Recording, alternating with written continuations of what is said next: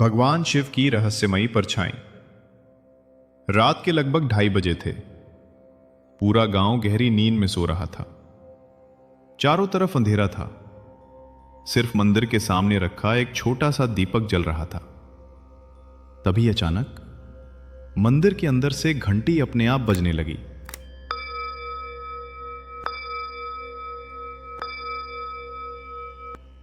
लेकिन अजीब बात यह थी कि मंदिर के अंदर कोई भी नहीं था। गांव के कुछ कुत्ते जोर जोर से भौंकने लगे और मंदिर के दरवाजे के पास एक रहस्यमयी परछाई दिखाई दे रही थी। वो परछाई धीरे धीरे शिवलिंग के पास गई, कुछ पल वहां खड़ी रही और फिर अचानक गायब हो गई। अगली सुबह जब गांव वालों को यह बात पता चली तो पूरे गांव में डर और चर्चा फैल गई।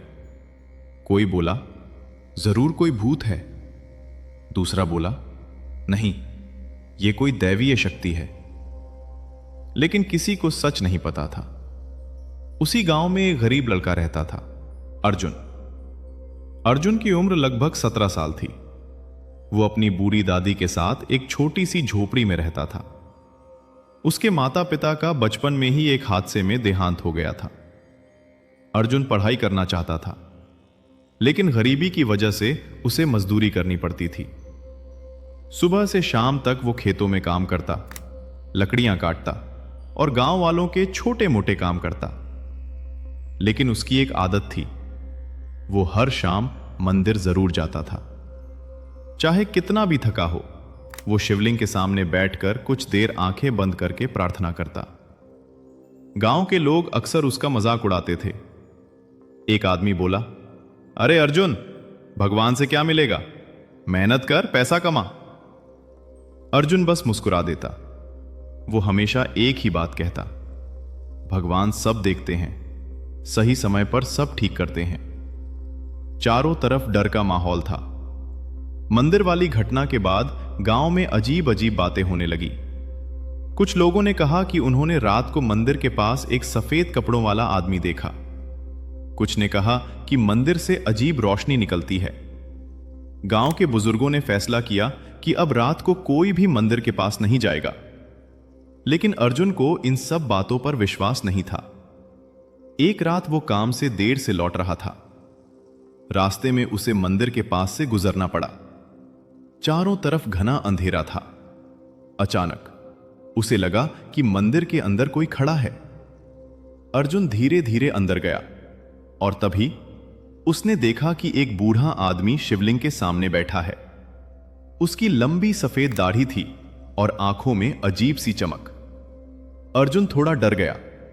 उसने धीरे से पूछा, बाबा, आप कौन हैं? बूढ़े आदमी ने उसकी तरफ देखा और हल्की मुस्कान के साथ बोला, मैं एक यात्री हूं। रहस्यमयी बाबा उस दिन के बाद से वो बाबा अक्सर मंदिर में दिखाई देने लगी। कोई नहीं जानता था कि वो कहां से आए थे। गांव वाले उनसे थोड़ा डरते भी थे, लेकिन अर्जुन उनसे बात करने लगा। बाबा हमेशा उससे अजीब अजीब सवाल पूछते थे। एक दिन बाबा ने पूछा, अगर तुम्हें बहुत सारा पैसा मिल जाए तो क्या करोगे? अर्जुन बोला, सबसे पहले अपनी दादी का इलाज कराऊंगा, फिर गांव के मंदिर की मरम्मत करवाऊंगा। बाबा चुपचाप मुस्कुरा दिए।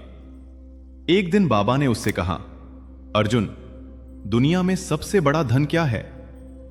अर्जुन कुछ देर सोचता रहा, फिर बोला, दया और ईमानदारी। बाबा की आंखों में चमक आ गई। उन्होंने कहा, तुम्हारा दिल बहुत साफ है। एक दिन अर्जुन की दादी की तबीयत अचानक बहुत खराब हो गई।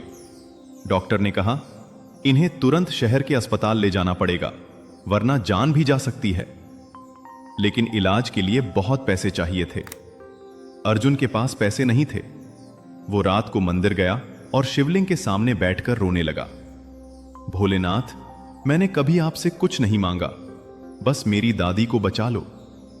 तभी पीछे से एक आवाज आई, अगर भगवान तुम्हारी परीक्षा ले रहे हो तो? अर्जुन ने पीछे मुड़कर देखा। वही रहस्यमयी बाबा खड़े थे। कठिन परीक्षा। बाबा ने अर्जुन से कहा, अगर तुम्हें अपनी दादी को बचाने के लिए किसी अजनबी की मदद करनी पड़े तो क्या करोगे? अर्जुन बोला, मैं जरूर मदद करूंगा। अगले दिन जब अर्जुन काम से लौट रहा था तो उसने सड़क के किनारे एक घायल आदमी को देखा। लोग उसे देखकर भी नजरअंदाज कर रहे थे। अर्जुन के पास उस समय दादी के इलाज के लिए जमा किए हुए पैसे थे। अगर वो उस आदमी को अस्पताल ले जाता तो सारे पैसे खत्म हो जाते। अर्जुन के सामने बहुत बड़ी दुविधा थी।